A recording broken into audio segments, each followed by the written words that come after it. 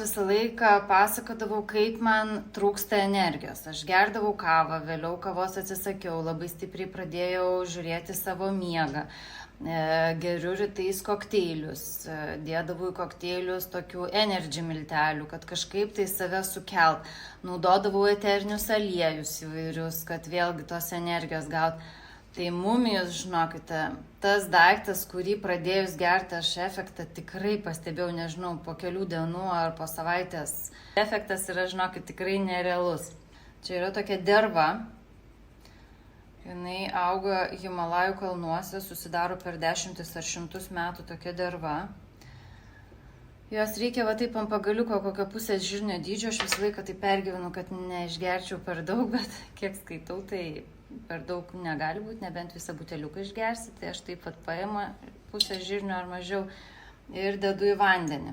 Po savaitės aš jį pamačiau, kad aš tiesiog per visą dieną turiu energijos. Kiek žiūriu, kokius papildus kas vartoja, ką per dieną suvartoja, tai daugelis šilait mumijų rašo kaip vieną iš must vartotinų dalykų kiekvieną dieną. Ir imunitetui, ir sportininkam energijos priduoda.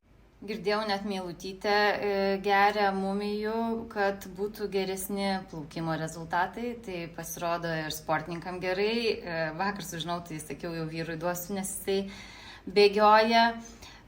Kam trūksta geležies, šitas daiktas irgi pravers, žodžiu, ir libido, ir smegenų veiklai, ir miegui pagerinti. Žodžiu, tikrai tobulas daiktas.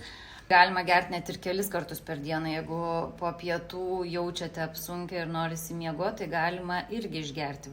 Kai apserga arba blogai jaučiasi vaikai, aš irgi jiems duodu mumijų. Iš pat ryto, iš karto aš jiem aliejaus lašiuką duodu sugerti, pasitepti ir mumijaus įdedu.